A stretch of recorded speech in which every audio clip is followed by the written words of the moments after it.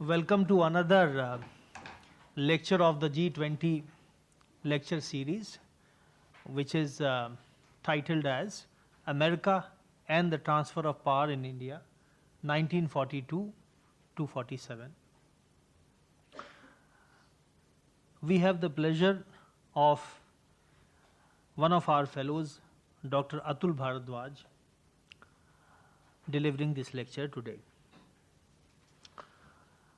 Dr. Bhardwaj is currently a fellow here, and he is working on the topic Eurasian connectivity and its impact on maritime and world order. He is the author of India-America Relations 1942-62, rooted in the liberal international order, published from Routledge in 2019. So I extend a warm welcome to him, and I welcome everyone else.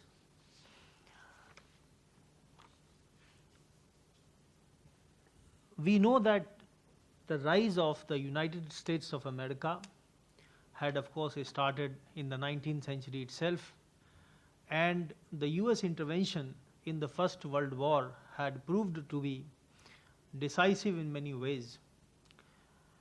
And the interwar period from 1918 to 1939 was the period when it became increasingly clear to all those who could understand that the US had emerged as the dominant power, and the era of the dominance of European powers, especially Britain, was gradually coming to a close. And of course, the beginning of the Second World War made that even more clear. By that time, it was evident that Britain or the European powers on their own could not face the might of Germany under Hitler. And from the beginning, or in fact even before the war began, Britain and other European powers which were on its side, they had been imploring the United States to participate in the war if it happens on their side, citing various commitments, fighting for the free world, fighting for humanity, and so on and so forth. Now, we know then that at the moment or the time period when this transfer of, so-called transfer of power was gradually being planned in India, US had already emerged as the dominant power, and Britain was beholden to it and dependent upon it in many ways. This term transfer of power is not necessarily a good term. In some ways, we can call it a term that originated out of the terminology of British Empire. It gives the impression that somehow, the British left India as part of a fulfillment of their role, that they conquered a country which was somehow, which was backward, which was living in anarchy in the 18th century, and they created order, they united it politically, and some might even argue obliquely that they civilized it, as people like Kipling would have liked to believe. And then once they thought that the country had become mature enough, developed enough, and people had got enough training in self-rule, self-governance, they smoothly, in a way, transferred power to Indians as a fulfillment of their mission. So that is the political discourse. As far as the legal point is concerned, yes, there is merit in this, because the fact is that though India had a freedom struggle which can be called which has been called rightly the biggest mass struggle in the history of the world, and freedom was gained by us as a result of that freedom struggle, not as a result of any concession given by the British or by anyone else, but in legal terms, yes, the the transition to an independent India did involve something which might usefully be described as a transfer of power. It was not an overthrow in the legal sense. It was not a revolution through which another state of a different kind, which disowned the obligations, etc., of the previous state happened. So to that extent, yes, I understand that we can use a term like transfer of power. So in that transfer of power, which he is going to talk about during those 5 fateful years from the launch of the Quit India movement and the imprisonment of the entire leadership of the Indian National Congress to 1947, when India finally became independent. So he is not going to focus, I believe, on the processes, discussions as such, but on the American role. What is it that America was doing during those 5 years? We know that America had a lot of goodwill for Indian freedom struggle, and whatever the reality may have been, America had created that self-perception, at least, of being against empires, imperialism, colonialism, etc. And therefore, at least from the 1920s, there was an active interest taken by the United States in the freedom struggle of India, and there were many interventions of that kind. Whenever there was repression in India, there were voices in America, both official and non-official, which supported the Indian cause of freedom. The height of it, of course, was reached during the long tenure of President Roosevelt, who was strongly in support of Indian freedom. And we know that during the Second World War, when Churchill was so desperate to get the support of United States, Roosevelt had put pressure on him several times. In fact, if I recall correctly, when Atlantic Charter was announced in 1941, even at that time Roosevelt had said that India cannot be excluded from the Atlantic Charter, which is the position that Churchill had taken. And at the Yalta conference, if I remember correctly, he had in fact retorted when Churchill said that India does not have the right to self-determination or to get freedom. As late as 1943-44, Churchill was saying that. Roosevelt told him that you cannot do something like this, denying the right of freedom to a country like India.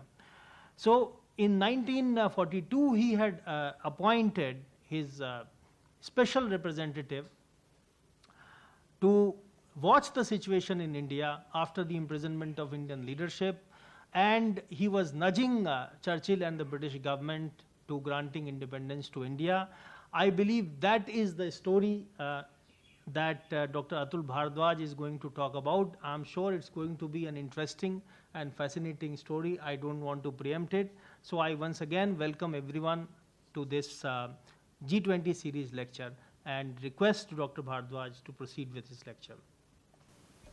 Thank you, Raviji, and thanks PMML for giving me this opportunity. This is largely based on my previous work, although it didn't form the core of my previous work, but yes, I've picked it up from there and tried to study more on this particular issue. And it is still unexplored. I'm still trying to explore it further.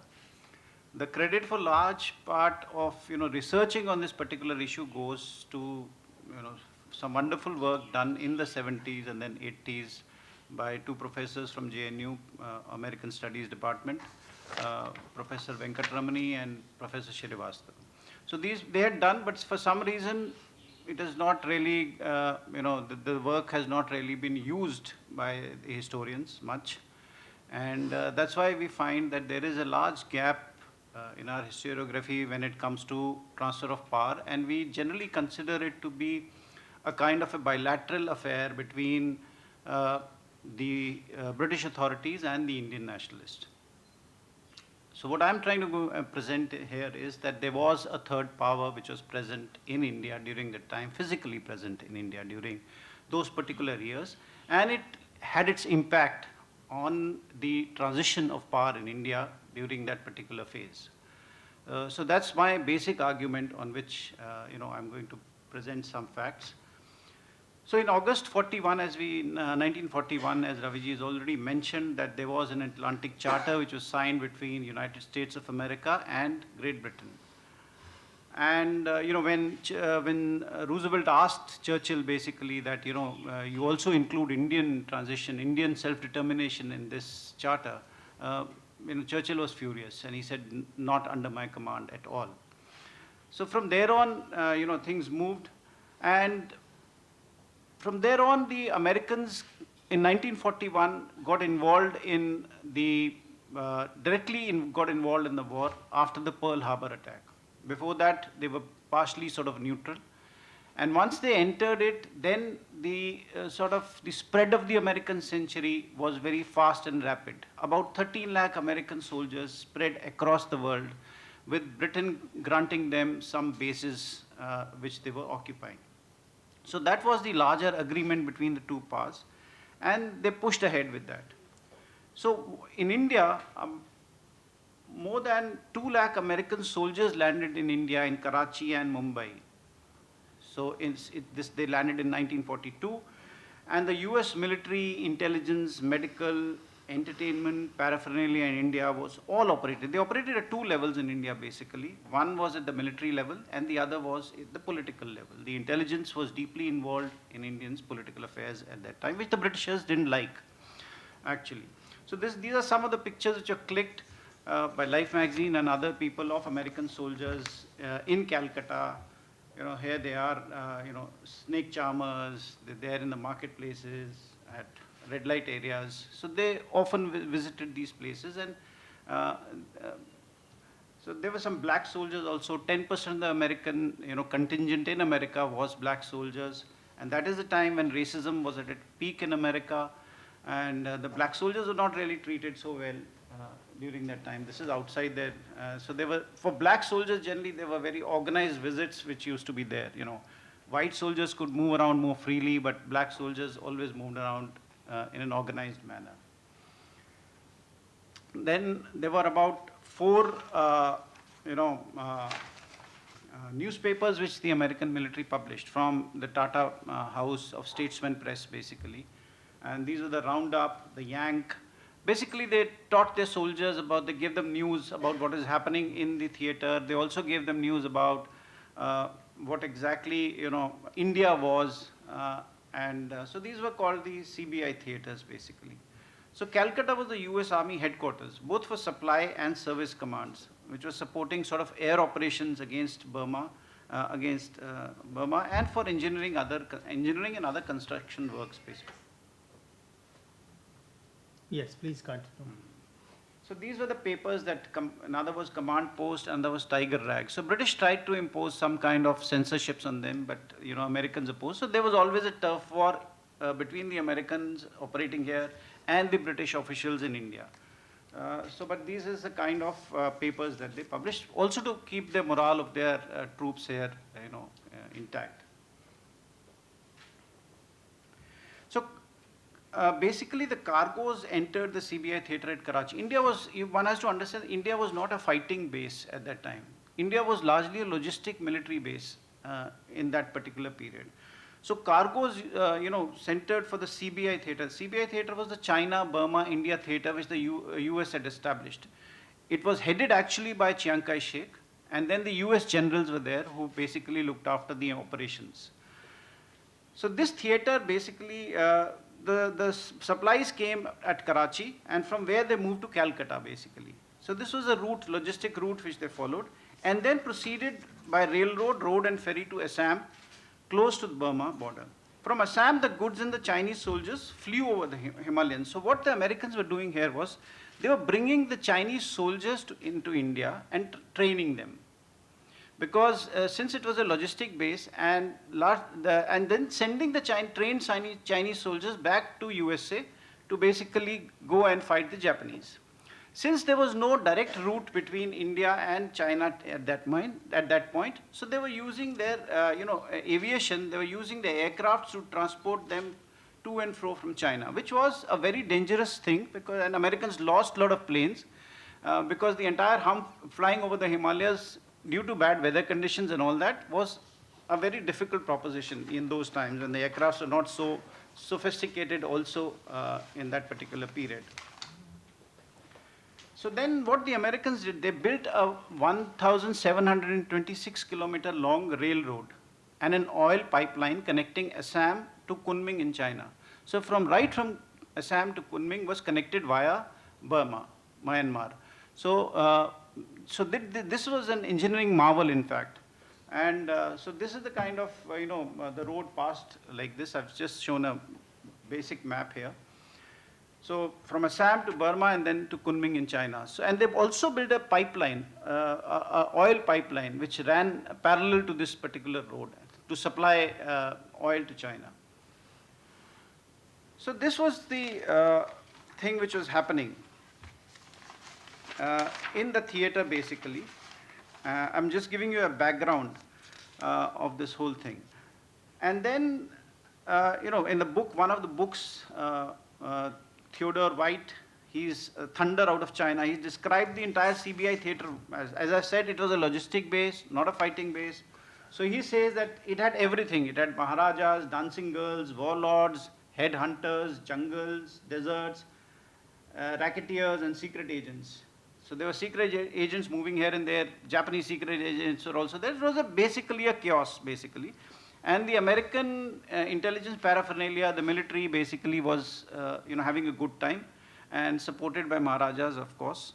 The palaces were vacated for them. For example, in Delhi, they stayed in Imperial Hotel here.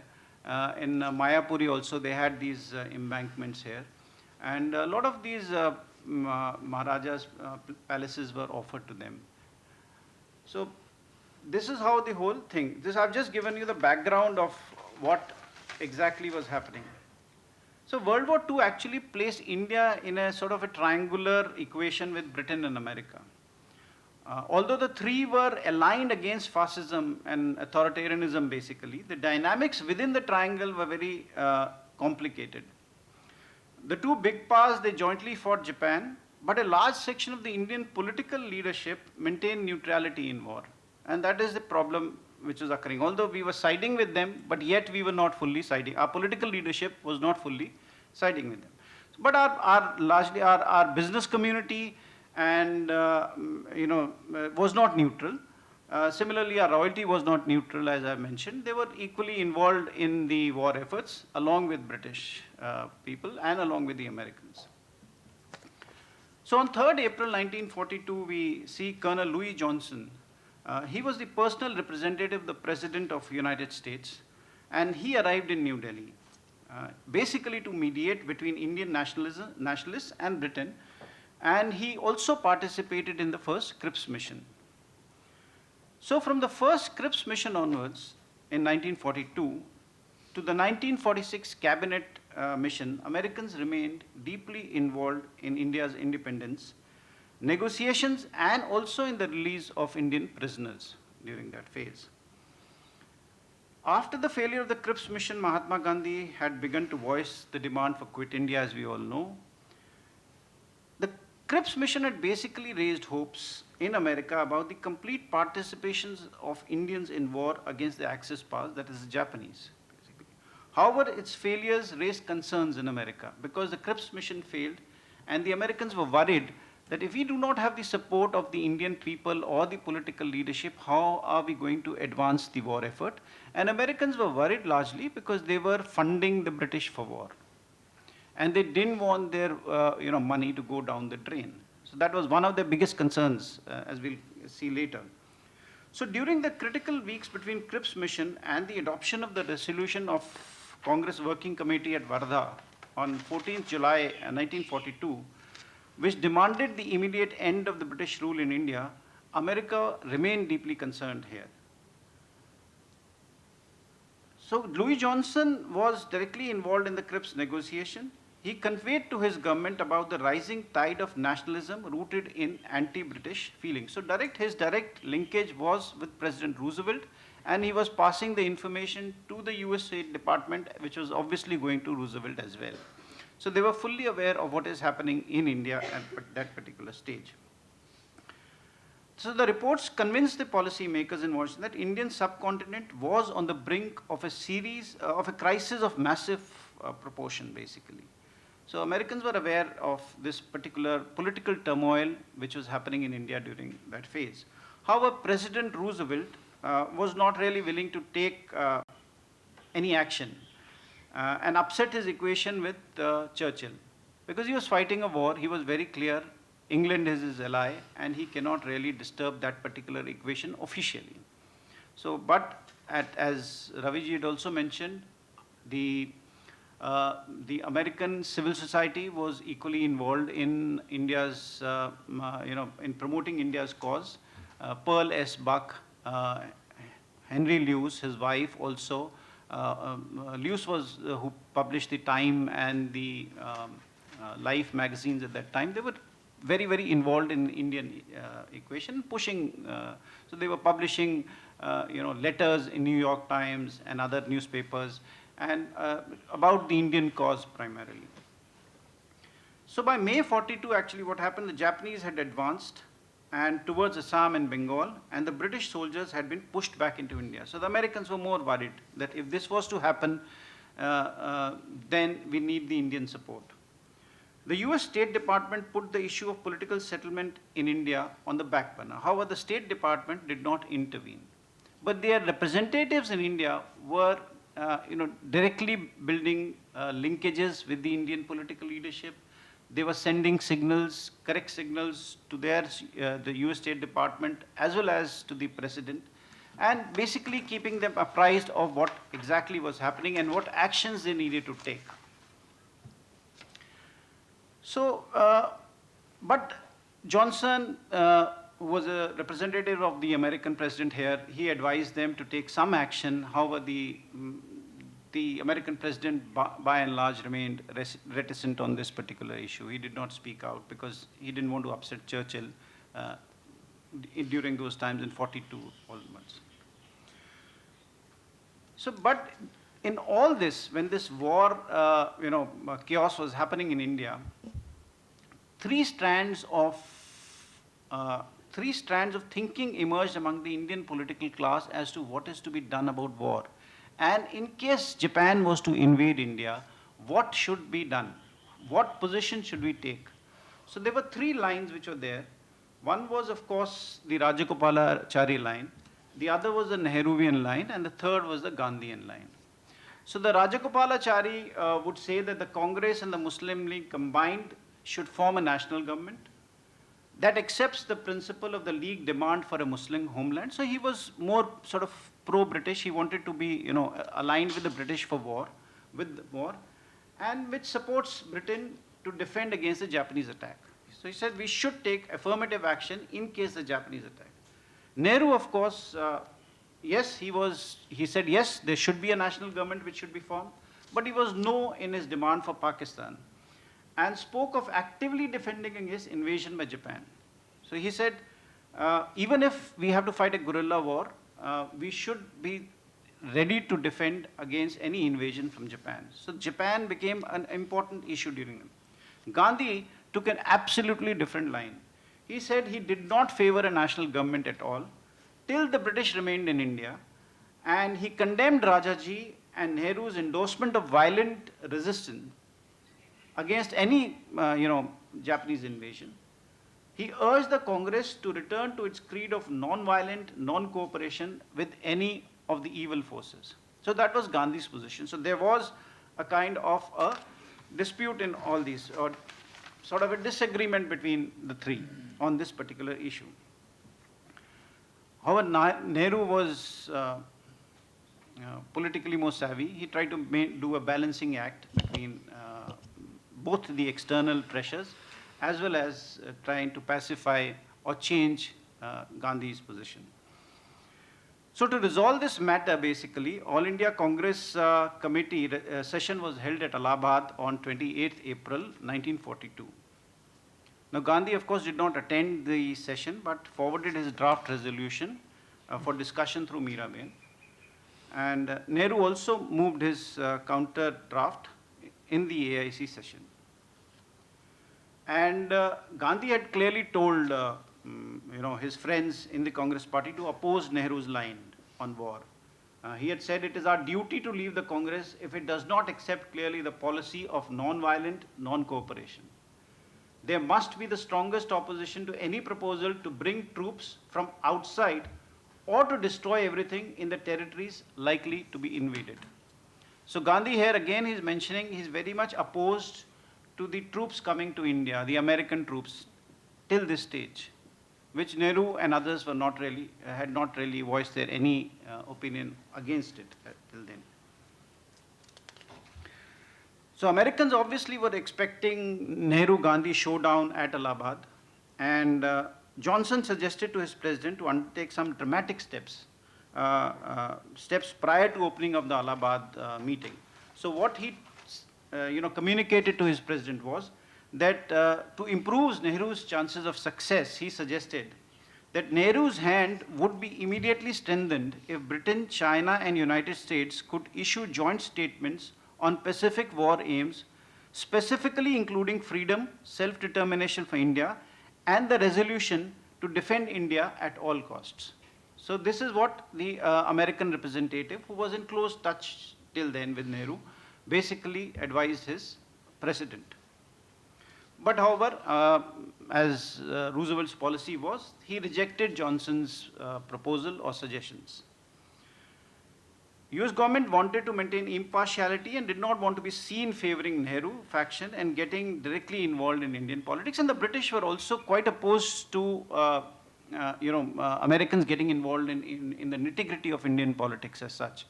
And later, they refused American representatives any meetings with Nehru as well as with Gandhi. Although they arranged a meeting with Jinnah for them, but Gandhi and Nehru were not allowed within close proximity of the Americans. Or the Americans were not allowed in the close proximity of Nehru and Gandhi. What exactly, so Nehru and Rajaji agreed to the point of withdrawal of the British in the draft. Of course, at that time nationalists could not ask the British to stay because, so they accepted, but opposed portions in the Gandhi's draft that talked about readiness to negotiate with Japan. So Japan was the contentious issue. How to tackle Japan became the contentious issue during that particular phase. So what Nehru found objectionable in Gandhi's draft was that Japan's, and this is what Gandhi had written, Japan's quarrel is not with India. She is warring against the British Empire, and if India were free, her first act would probably be to negotiate with Japan. So Gandhi was ready to negotiate with Japan. This is what his official position was. The committee desires to assure the Japanese government and people that India bears no enmity with Japan or towards any other nation. The committee hopes that Japan will not have any designs on India. So Gandhi was basically appealing to the Japanese. And this he wanted to be included in the Allahabad resolution, which of course was being opposed by Rajaji and Nehru. And also, of course, the Americans and the British. Now, Nehru felt that any references to accommodating Japan would send a wrong signal to the world, and especially America, about the Congress Party's commitment to oppose the Axis powers. The central issue, namely the call to Britain to relinquish its hold on India, was retained in Nehru's draft as well, as I mentioned. Congress adherence to the creed of non-violence was also restated, but in terms of the special circumstances prevailing. So, Nehru tried to play the balancing act here. The majority at the Allahabad session favored Gandhi's position, of course, and expressed their fear that American troops in India strengthened British position in India.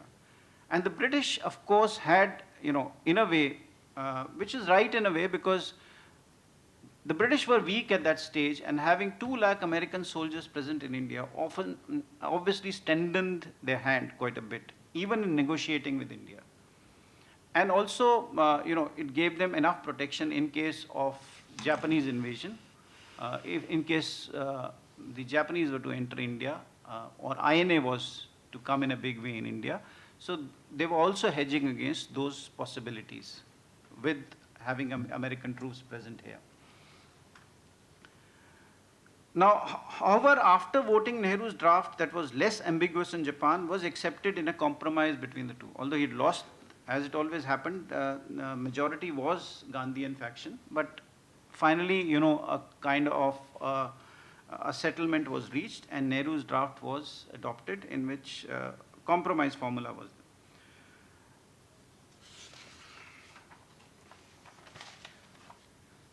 The American media obviously was furious, and they reported, the Christian Science Monitor reported, they described the Congress party as torn by divided councils, unable to resolve its mutual conflicts, and ill-equipped by its philosophy to face the requirements of present day, with which many of its leaders find themselves completely out of tune. So that was largely the American position, because they had not taken an unambiguous stand against Japan in the resolution. Philadelphia Inquirer, for example, say Gandhi must make Tojo happy. So Tojo is an American general, a Japanese general, the term used for the Japanese general. So he described him as that. The New York Times, again, as I mentioned, depicted the resolution as a deliberate and dangerous attempt to exert pressure on Britain. And on Gandhi, the New York Times commented, for the political pseudo-fascist who is willing to have other men fight his battles, we can have no respect at all. So, do you know who wrote this comment? I am not. In New York Times. I would like to find. Okay, we'll discuss. I will definitely. At the moment, I don't have my references here, Yeah. but yet, of course. But Nehru and so gradually, you know, Gandhi was. I'll go back to the slide earlier so that we don't confuse. Sensing further trouble, you know, and Americans were sort of infuriated by Gandhi when he wrote in Harijan. Again, Gandhi now added fire to the fuel, basically fuel to the fire, and you know, by again suggesting that in Harijan on 26th April, that now we have promise of never-ending stream of soldiers from America and possibly from China. I must confess that I do not look upon this event with equanimity. Cannot a limitless number of soldiers be trained out of India's million? Here again, we say Gandhi, you know, was propagating was involved in the recruitment of soldiers during Second World War. Here again, if you see in the statement, he's not really averse to Indian soldiers coming in, you know, into this mainstream. He's saying get the Indian soldiers, but not really the Americans and the Chinese soldiers who are coming to India to get trained. Because he says that we know that the American aid means it amounts in the end to American influence, if not American rule, added to the British. It's a tremendous price to pay for the possible success of Allied arms. So this was Gandhi's position. In a nutshell, I'll say he was till this time, Gandhi was against, you know, taking on the Japanese violently. And he was also opposed to the American troops coming and stationing themselves in India and using India as a logistics base. And he felt that if India has to, if more soldiers are required, the British should recruit the Indian soldiers. So this was his position. Nehru differed with him, as we have seen. Now, sensing further trouble, Johnson's special representative of the US President asked his government to make a last-ditch effort. He suggested that matters could be resolved if an agreement could be arrived at between Congress Party, Jinnah of the Muslim League, and Rajagopalachari in Delhi or London. It could, the conference could be anywhere in Delhi or London. Johnson also planned to have a word with G.D. Birla, the bankers of Gandhi, and talk with Gandhi to speak to him. Johnson was confident that, of getting Nehru for such a meeting, but however, he was not confident of Churchill, so he asked his government, of Jinnah, I'm sorry. So he asked his government to basically approach Churchill to get Jinnah for the meeting as well, because he had not built that kind of a rapport with Jinnah till then.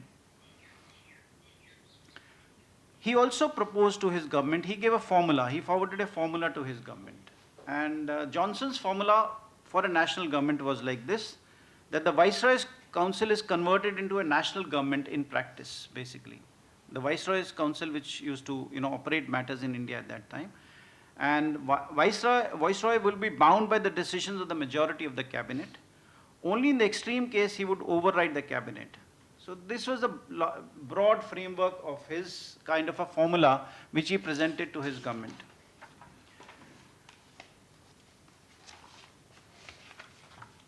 And he finally wrote to Roosevelt again, asking, I regretfully urge that saving India concerns America as much as Great Britain. The effort cannot harm. It may be the miracle. I urge immediately consideration and being on ground, pray for President's aid. So he was actually asking President to help. Otherwise, this is happening all just before the Quit India movement was to start. And Americans were expecting that the Quit India movement would be very large and would disturb the war efforts considerably. So this is all happening just before the Quit India movement. And then Nehru wrote to America. Nehru was affair of American importance in securing India's independence and the damage that Gandhi's statements on the issues of foreign troops in Japan were causing in America. So Nehru sent a message to Johnson through the US mission in India, and which was not really intercepted by the British authorities. He says that Gandhi has no desire to precipitate matters or to embarrass present war effort. He is also firm in his decision that Japanese aggression in India must be resisted. So this is Nehru trying to, appease the Americans and telling them that, things would be better. And I'm working on he was going and meeting Gandhi, trying to apprise him of the situation at that particular stage. And Nehru further said that Gandhi was prepared to cooperate with Britain if India was treated on an equal basis as an ally instead of a subordinate.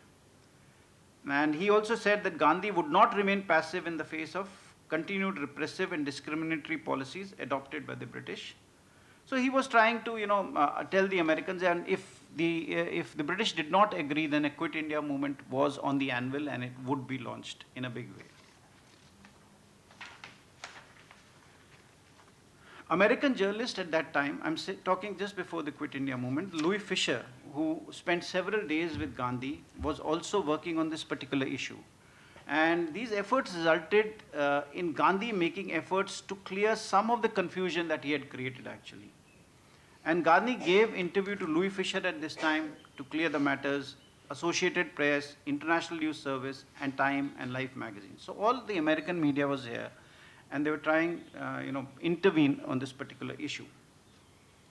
So on the issue of driving out foreign allied troops from India, Gandhi changed his view now. And he wrote in Harijan again that there was a gap in his earlier writing on the issue of allied troops. And he went on to say that if deemed necessary by the allies to remain in India to prevent Japanese occupation, they should do so. Earlier Gandhi had said they're not required here. So subject to such conditions as may be prescribed by the national government that may be set up after the British withdrawal. Again, Gandhi has brought in his point that the British has to withdraw before the national government, but he's also tacitly accepting that the American troops can remain stationed here. So Gandhi wanted America to listen to him. He felt that by remaining silent and not understanding the Indian demand, America is thus a partner in guilt. The Chinese President Chiang Kai-shek was also sent by Roosevelt at this particular stage to intervene between between British authorities and India to pacify matters between the two. His mission also failed. So after the Wardha resolution, which basically demanded British withdrawal and as a condition for the support to military base in India, the American media went hammer and tongs after Gandhi, blaming him for blackmailing the British at a critical point. Gandhi, of course, was blackmailing British. You can't use the word blackmail, but he was trying to exert pressure on the British because they were, on the defensive at that particular stage. They were fighting a war, and were totally dependent on the Americans. And Gandhi, politically, he wanted to exploit that particular situation, which Gandhi, they said, was more interested in driving out the British than in keeping out the Japanese away. So that was the American interpretation. The British, who were spending thousands of pounds for publicity in America on India's situation, were happy for the bad press that the Congress and the Gandhi was receiving in America. However, the American in charge of the US mission in India spoke a very different language. He did not regard the Wardha resolution either as an ultimatum to the Anglo-Americans nor as an invitation to Japan. He believed that neither Britain nor Muslim League would be willing to accept the Wardha resolution and that their attitude might sooner or later provoke the Congress to launch a movement. He was convinced the United States should leave no stone unturned to avert such a development and to promote political settlement. Americans at this stage also toyed with the idea of meeting between Nehru and Roosevelt. The meeting eventually did not happen. Johnson left because his president was not really listening to him, so he left. In 1943, William Phillips, the special representative of the US president, arrived in India. However, just 1 month after his landing in India, a serious political crisis developed. And it's interesting to know the kind of role he played during this particular crisis. Gandhi had gone on a 21-day fast to capacity on 10th February. The Viceroy decided not to yield. The British was not ready to yield. After a few days, as Gandhi's health started to dip, the political situation began to worsen. But the British remained unmoved. They were confident of coping with the political fallout arising out of Gandhi's possible death.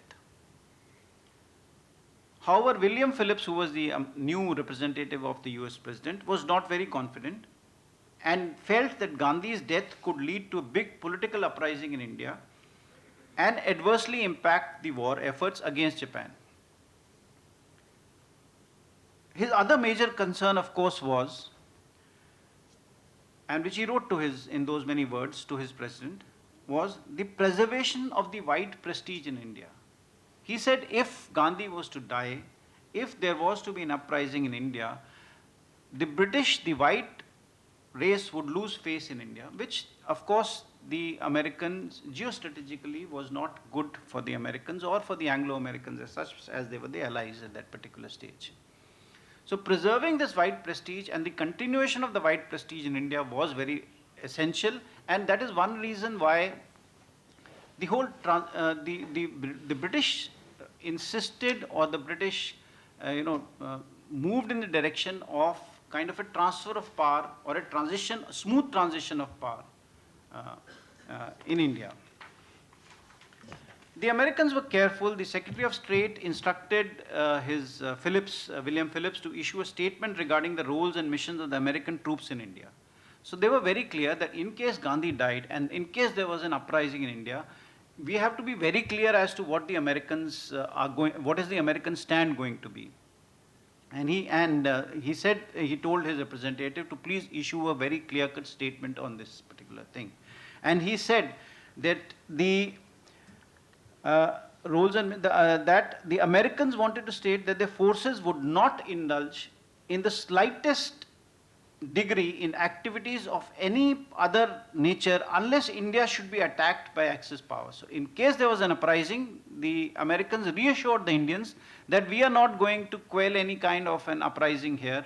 Our troops are not going to be involved here in trying to suppress any uprising which is going to happen. And they also, and in which event American troops would aid in defending India. So in case there was an invasion by Japan, then American troops would be involved in defending India. Otherwise, for political reasons, they would not. And they wanted the British to note this point and to understand the American position. The American forces in India will exercise scrupulous care to avoid the slightest participation in India's internal political problems or even the appearance of doing so. So the Americans were clear. The British, of course, also didn't want that. In the event of internal disturbances, American forces will resort to defensive measures only should their own personal safety or that of the American citizens be endangered, or for the necessary protection of the American military supplies and equipment. So Gandhi ended his fast on 3rd March, but Phillips remained, the American representative remained unsatisfied with British handling of the Indian situation. And on 14th May 43, William Phillips wrote a secret letter to President Roosevelt. He attacked the British refusal to explore alternative policy options on India's independence and the restrictions it imposed on US actions against the Axis power in Asia. He was critical of the British contribution in the war against Japan and made references to the low morale of the Indian army, calling it a mercenary force. So this is what the Americans wrote to his president. The letter containing the American support for India's independence remained a secret for more than a year. However, the contents of the letters appeared in a Drew Pearson's column in the Washington Post on 25th July 1944. Drew Pearson affair became a big affair. Who leaked the letter and from where the letter was leaked, whether the British intelligence was involved or the American intelligence was involved. So that is a big affair which I'm not going to cover. This media revelation on a 14-month-old classified US government document created a political storm. But however, it assured the Indians that the Americans were sort of with them on this particular issue. If it was kind of an American way of also telling the Indian political leadership that we have not abandoned you, although we are with Churchill, we are, because of the war, yet we have not really abandoned you. The British, who were detesting Phillips at this time for his excessive interference in Indian political affairs, used the opportunity because of this leak to declare him a persona non grata in India. So Phillips had to leave India because the British were dead against him for doing all this. Okay, I'll just conclude. So another important incident of 44 was when America showed their concerns and direct involvement in Indian politics in 1944. Vijay Lakshmi Pandit's husband died in prison in 1944. Her two daughters were studying at Wellesley College in America, and she wanted to go to America at that time, but the British had impounded her passport. So she was escorted to Calcutta by a Chinese lady who was the wife of an American wife of a Chinese consulate. And she was, Vijay Lakshmi Pandit was taken to an American forces party in Calcutta, where it was decided that she would be airlifted from there in an American plane, a military plane, and would be put in Washington. So she was taken there, and there, of course, she was almost treated like this happened in 44, so she was treated like a state guest, and almost expecting that the Congress would be in power, and Nehru, of course, would be one of the main leaders, because they wanted to build their rapport, Americans. They didn't want to abandon India. And that was one part. And so I'll conclude now by saying that from 42 till independence, the American intelligence arm, which is the Office of the Strategic Services, which had an office in India at 24 Firosha Road here, was closely in touch with the prominent Indian politicians and was engaged in continuous monitoring of the political situation in India. The British decline had started. One important point which I want to mention, the British decline had started after the World War. By the end of World War II, it was in complete financial mess. On the eve of First World War, the ratio of British debt to gross domestic product was mere 29%. By the end of Second World War, it had soared to 240%. To help Britain tide over the cash crunch, America introduced the Lend-Lease instrument on 11th March 1941. That accepted deferred payments for the items procured from it. Britain borrowed 27 million from America to keep war going. It was relegated to a position of financial dependency on America. So after the war, the British were really in a financial mess. The Lend-Lease agreement between the two countries, according to which the United States provided Britain with the supplies without demanding immediate payments. So, Britain didn't have cash. Americans gave them war supplies and said, okay, you can pay us later. For geopolitical reasons for the agreement was clearly stated in the agreement, in the Article 7, which talked about leading a joint action directly towards creating a liberalized international economic order in the post-war. So Americans were very clear that we are aligning with the Britain, we are funding them at this moment just because after the war we want to establish a liberalized international economic order, and in a liberalized international economic order, there was no room for colonialism. So Americans were against colonialism at this stage because they wanted to advance their American century, and European colonialism at this stage was a big hindrance to the advance of American century. So on 21st August 1945, the day of victory, America ordered immediate termination of Lend-Lease. America, which had lent Britain so much of money, said we are terminating that agreement, and the end of the Lend-Lease was a great economic shock for Britain. So they had to return all the money immediately, Britain. They said, okay, Truman said, please give me all the money back. Because if Americans were worried, if they don't take the money back, then the Europeans will become fatter, and again, America would have lost despite winning the war. So they wanted their money back. On 15 July 46, after withdrawing, Americans again gave them some loan of $3.7 billion to the British, and also asked the Canadians to give them. So British were in a very, very weak position by then, by 46 or something. So in the end, all I'll say in few words, that the Indian nationalism did play a part in the fast departure of the British, but international factors also played a huge role in ending the British rule in India. More than the fear of Indian National Army or the commotion created by Indian Navy mutiny of 46, British bankruptcy and American desire to end the European empire to advance American century were also crucial factors in British exit from India in 1947.